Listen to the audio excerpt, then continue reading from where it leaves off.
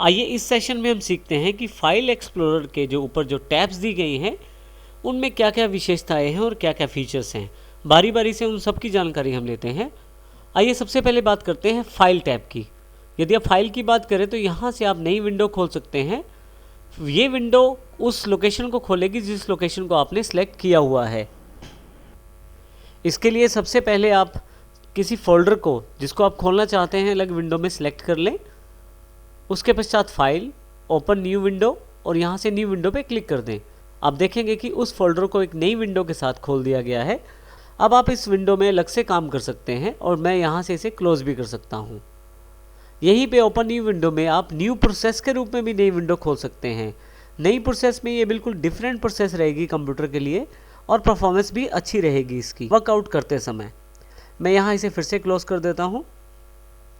यदि आप command prompt से कमांड देना जानते हैं तो यहाँ से कमांड प्रॉम्प्ट का प्रयोग कर सकते हैं आप। आने वाले सेशंस में हमारे पास कमांड प्रॉम्प्ट के लिए अलग से एक सेशन है।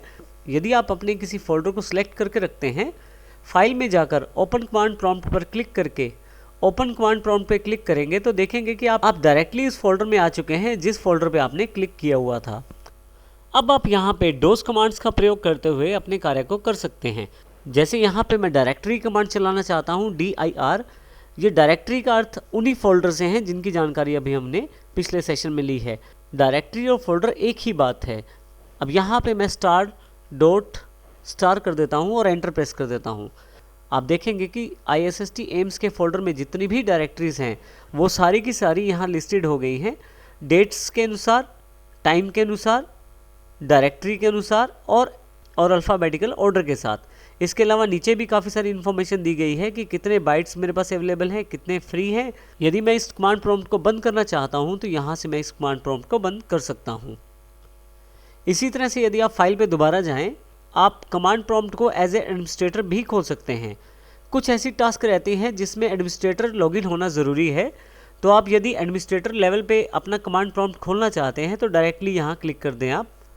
इसी तरह से विंडोज़ पावर शेल जो कमांड प्रॉम्प्ट का एक बहुत ही एडवांस रूप है, ये हम कह सकते हैं। विंडोज़ पावर शेल से भी आप कमांड दे सकते हैं। विंडोज़ पावर शेल एक नया इंटरफेस है कमांड्स देने के लिए। इसमें भी आप इसी तरह से कमांड्स देते हैं, परंतु ये एक अलग लेवल प्रोवाइड करवाता है कमांड्स देने के लिए और एक अलग लेवल ऑफ राइट्स भी प्रोवाइड करवाता है। इसके लिए आप पावर शेल को क्लिक करें। यहाँ आप देखेंगे कि एक विंडो अवेलेबल हो गई है। वैसे ही कुछ जानकारी आपके पास विंडो में है कि आप किस फोल्डर में इस वक्त हैं। PS का अर्थ है पावर शेल, जो ये जानकारी दे रहा है कि अब आप पावर शेल का प्रयोग कर रहे हैं। इसमें भी मैं काफ़ी सारी उन्हीं कमांड्स को प्रयोग कर सकता हूं जो मैं डोज में प्रयोग करता हूं। अब यहाँ पे यदि मैं डायरेक्टरी कमांड का प्रयोग करता हूं और एंटर प्रेस कर देता हूं तो आप देखेंगे कि जितनी भी डायरेक्टरीज लिस्टेड हैं मेरे पास, जितने भी फोल्डर्स हैं मेरे पास इस ISST एम्स फोल्डर के अंतर्गत, उन सब की जानकारी मेरे पास यहाँ अवेलेबल हो जाएगी। यहाँ से मैं इस पावर शेल को क्लोज कर देता हूँ। फाइल में आप इस विंडोज़ पावर शेल को एज एन एडमिनिस्ट्रेटर भी प्रयोग कर सकते हैं। उसके लिए आप यहाँ पे इस कमांड का प्रयोग कर सकते हैं। एज एन एडमिनिस्ट्रेटर आपको तब आवश्यकता हो सकती है जब कोई खास कार्य आपको करना है। कुछ सॉफ्टवेयर या कुछ कमांड्स चलाने के लिए आपको एज एन एडमिनिस्ट्रेटर लॉगिन करना ज़रूरी रहता है, तो ऐसे केस में आप एज एडमिनिस्ट्रेटर का प्रयोग कर सकते हैं।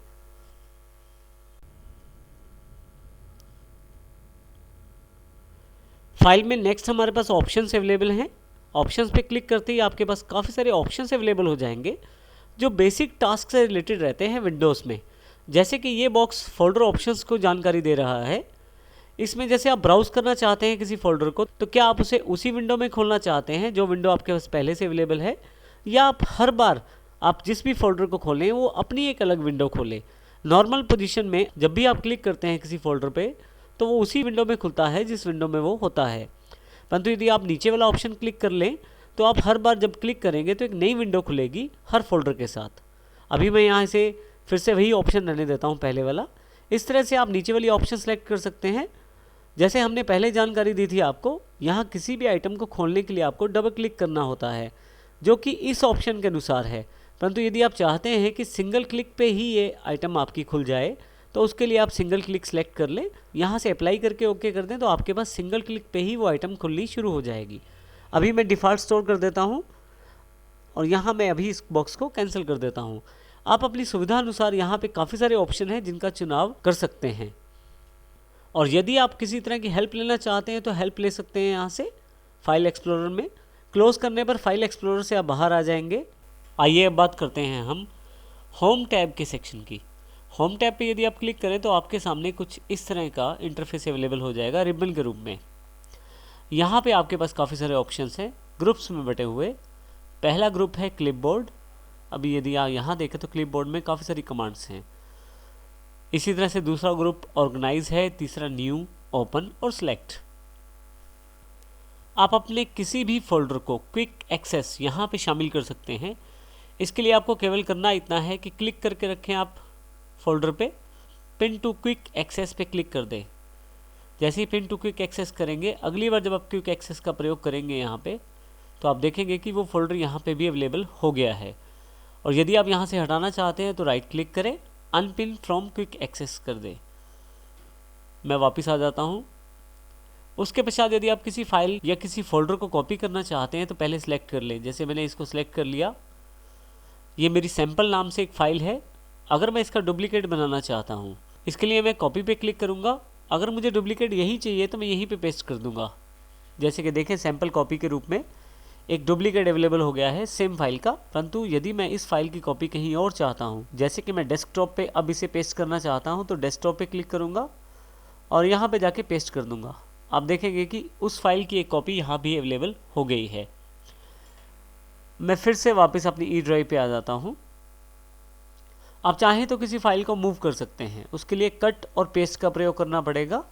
जैसे कॉपी और पेस्ट से डुप्लीकेट अवेलेबल होता है फाइल का, इसी तरह से कट और पेस्ट से वो फाइल मूव हो जाता है एक जगह से दूसरी जगह पे। जैसे उदाहरण के तौर पे यहाँ डॉक्यूमेंट्स में चला जाता हूँ। माई टेक्स्ट के नाम से एक फ़ाइल पड़ी हुई है, मैं इसको सेलेक्ट कर लेता हूँ और यहाँ से कट पे क्लिक कर देता हूँ। जैसे ही कट पे आप क्लिक करेंगे, आप देखेंगे कि यहाँ पे आइकॉन थोड़ा सा डिम हो गया है। अब जहाँ पे मैं इसको मूव करना चाहता हूँ इस फाइल को, वहाँ पे क्लिक करूँगा। जैसे मैं ई पे लाना चाहता हूँ और यहाँ पे पेस्ट कर दूँगा। आप देखेंगे कि फ़ाइल यहाँ पे आ गई है। इस बैक बटन से हम बैक जाते हैं।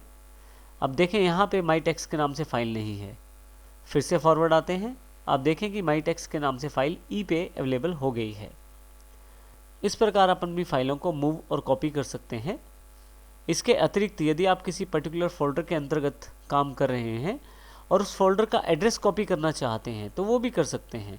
जैसे कि यहाँ पे मैं ट्रेनिंग मटेरियल वाले फोल्डर का एड्रेस कॉपी करना चाहता हूँ कि ये फोल्डर कहाँ पे अवेलेबल है। मैं फोल्डर को सिलेक्ट कर लेता हूँ सिंगल क्लिक से और ऊपर बनी हुई कॉपी पाथ कमांड को क्लिक कर देता हूँ। अभी यहाँ पे कुछ नहीं हुआ है, परंतु यदि आप किसी टेक्स्ट एडिटर में जाके, जैसे नोटपैड में जाकर राइट क्लिक करके पेस्ट करें, तो आपके पास उस पर्टिकुलर फोल्डर का एड्रेस आ जाएगा। इसके अतिरिक्त एड्रेस जानने के लिए आप यहाँ भी क्लिक कर सकते हैं। आपको उस लोकेशन का एड्रेस दिया जाएगा जहाँ पे आप इस वक्त हैं। लेफ्ट नेविगेशन पेज से मैं पिक्चर्स पर क्लिक करके अपने कंप्यूटर में अवेलेबल पिक्चर्स पर आ जाता हूँ। अब मान लीजिए मैं इस फाइल को क्लिक कर लेता हूँ और इसको कॉपी कर लेता हूँ और अब मैं यहाँ से ई ड्राइव पर आ जाता हूँ। यदि उस फाइल का मैं डुप्लीकेट बनाना चाहता हूँ तो ज़रूर पेस्ट करूँगा, परंतु यहाँ पे मैं उस फाइल का शॉर्टकट भी बना सकता हूँ पेस्ट शॉर्टकट कमांड से। जैसे ही मैं इसको क्लिक करूँगा, वो फाइल कॉपी नहीं होगा, फाइल वहीं पे रहेगा, केवल उसका एक शॉर्टकट मेरे पास अवेलेबल हो जाएगा। यदि मैं इस शॉर्टकट को डबल क्लिक करूँ तो देखिए वही फाइल मेरे पास ओपन हो जाएगी। परंतु यदि आप यहाँ देखें एरो की तरफ ध्यान से, तो ये एक शॉर्टकट का साइन है। आप किसी भी फाइल या फोल्डर का शॉर्टकट भी पेस्ट कर सकते हैं। नेक्स्ट ग्रुप जो हमारे पास अवेलेबल है वो है ऑर्गेनाइज के रूप में। इस ऑर्गेनाइज ग्रुप की सहायता से भी आप अपनी फाइल्स को मूव कर सकते हैं, कॉपी कर सकते हैं, डिलीट और रीनेम भी कर सकते हैं। जैसा कि हमने यहाँ कट कॉपी पेस्ट से भी सीखा था, परंतु एक और हमारे पास यहाँ वे है इन्हीं कार्यों को करने का, इन्हीं कमांड्स को करने का। जैसे कि उदाहरण के तौर पे मैं सैम्पल फाइल को कहीं और मूव करना चाहता हूँ। मैं सैम्पल फाइल को सिलेक्ट करके रखूँगा, मूव टू पे क्लिक करूँगा। नीचे मेरे पास वो लोकेशंस आ जाएंगे जहाँ मैं इन्हें पेस्ट कर सकता हूँ। कुछ स्पेसिफिक लोकेशन इसने स्वयं आपको दे दिए हैं, जैसे डॉक्यूमेंट्स, पिक्चर्स, डेस्कटॉप इत्यादि। परंतु यदि आप किसी खास लोकेशन पे जाना चाहते हैं तो चूज़ लोकेशन से वो भी चूज़ कर सकते हैं। परंतु यहाँ पे अभी मैं चाहता हूँ मूव टू डेस्कटॉप पर, तो देखिए यहाँ से वो फाइल चली गई है। और यहाँ अगर मैं इसको मिनिमाइज़ कर देता हूँ फाइल एक्सप्लोरर की विंडो को, तो वो फाइल मेरे पास डेस्कटॉप पर अवेलेबल हो गई है। फिर से फाइल एक्सप्लोरर खोल लेते हैं हम। फाइल एक्सप्लोरर में यदि आप कहीं भी राइट क्लिक करें और अंडू मूव कर दें तो वो फाइल वापस आ जाएगी, जैसे कि यहाँ पे ये फाइल वापस आ गई है। आप कंट्रोल Z का प्रयोग भी कर सकते हैं इस कमांड के लिए। मैं सैंपल को दोबारा सेलेक्ट कर लेता हूँ। कॉपी टू कमांड का प्रयोग मैं इसी फाइल की एक डुप्लीकेट कॉपी कहीं और रखने के लिए कर सकता हूँ, जैसे कि मैं डॉक्यूमेंट्स में, पिक्चर्स, डेस्कटॉप, इनमें से किसी भी स्थान पे, या लोकेशन भी चूज़ कर सकता हूँ जहाँ मैं इसे रखना चाहता हूँ। जैसे कि मैं लोकेशन में यहाँ पे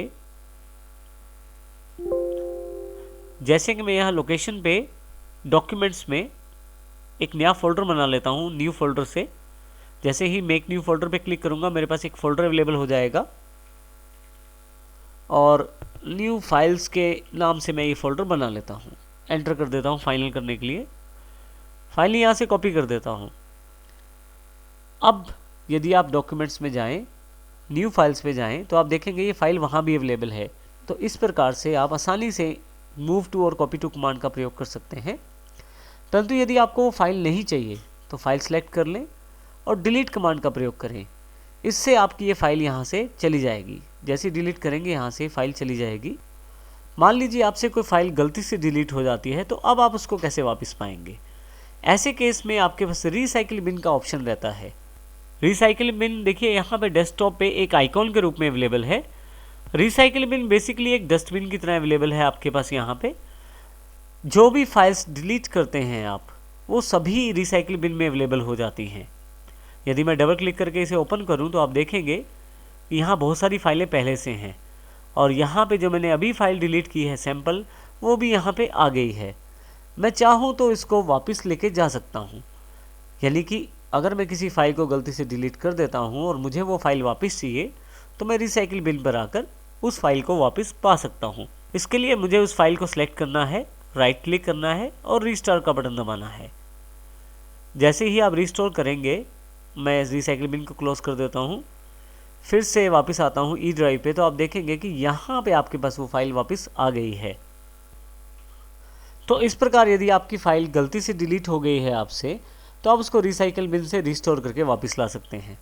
परंतु मान लीजिए कि मैं इस फाइल को परमानेंट डिलीट करना चाहता हूँ। मैं चाहता हूँ ये फाइल रिसाइकिल बिन में भी न जाए और मेरे कंप्यूटर से बिल्कुल पूरी तरह से डिलीट हो जाए। तो ऐसे केस में आप फाइल को सिलेक्ट करें, डिलीट पर जाएं, बिल्कुल नीचे की तरफ ऑप्शन दिया हुआ है, नीचे छोटा सा एरो दिया हुआ है, यहाँ पे क्लिक करें। आपके पास दो ऑप्शन और खुल जाएंगे, रिसाइकिल और परमानेंटली डिलीट। रिसाइकिल करते ही बिल्कुल पहले वाला ऑप्शन आएगा, आपकी ये फाइल डिलीट होकर रिसाइकिल बिन में चली जाएगी। परंतु यदि आप परमानेंटली डिलीट कर देते हैं तो ये फाइल रिसाइकिल बिन में ना जाकर पूरी तरह से डिलीट हो जाएगी आपके कंप्यूटर से। मैं परमानेंटली डिलीट को क्लिक कर देता हूँ और फाइनली वार्निंग मैसेज मेरे पास है कि क्या मैं परमानेंटली डिलीट करना चाहता हूँ इस फाइल को। जी यस कर देता हूँ यहाँ से मैं। और अब मैं जाकर रिसाइकिल बिन में देखता हूँ तो मेरे पास किसी भी तरह की कोई सैम्पल फाइल अवेलेबल नहीं है और ये पूरी तरह से कंप्यूटर से परमानेंट डिलीट हो चुकी है। तो इस तरह से कोई फाइल जिसको आप परमानेंट डिलीट करना चाहते हैं, आप डिलीट में परमानेंट डिलीट का ऑप्शन प्रयोग कर सकते हैं। आप किसी फाइल या फोल्डर का नाम भी बदल सकते हैं। उसके लिए आपको केवल करना इतना है कि आप उस फाइल पे क्लिक करें और रीनेम को प्रेस करें। इसके लिए मैं डॉक्यूमेंट सेक्शन में जाता हूँ। मेरे पास यहाँ माई फाइल के नाम से एक फ़ाइल पड़ी है। रीनेम पे क्लिक करता हूँ। शॉर्टकट के रूप में आप F2 का प्रयोग भी कर सकते हैं। देखिए नाम चेंज करने के लिए आपके पास उस फाइल को सिलेक्ट कर लिया गया है। मैं इस फाइल का नाम चेंज कर देता हूँ। इस फाइल का नाम रख देता हूँ जैन डेटा फाइल और एंटर कर देता हूँ। आप देखेंगे कि इस फाइल का नाम बदल गया है। तो आप रीनेम करने के लिए इस कमांड का प्रयोग कर सकते हैं। नेक्स्ट ग्रुप जो हमारे पास अवेलेबल है वो न्यू के रूप में है। न्यू का प्रयोग आप नई आइटम्स बनाने के लिए कर सकते हैं, जैसे कि नया फोल्डर या नई फाइल। जिस लोकेशन पर आप नया फोल्डर बनाना चाहते हैं पहले उस लोकेशन को खोल लीजिए। ई में नया फोल्डर बनाना चाहता हूँ तो मैं ई ड्राइव को क्लिक कर लेता हूँ। न्यू फोल्डर पे क्लिक करता हूँ। मेरे पास यहाँ एक फोल्डर बनाने के लिए ऑप्शन अवेलेबल हो जाएगी। यहाँ पे इस फोल्डर का नाम मैं रख दूंगा।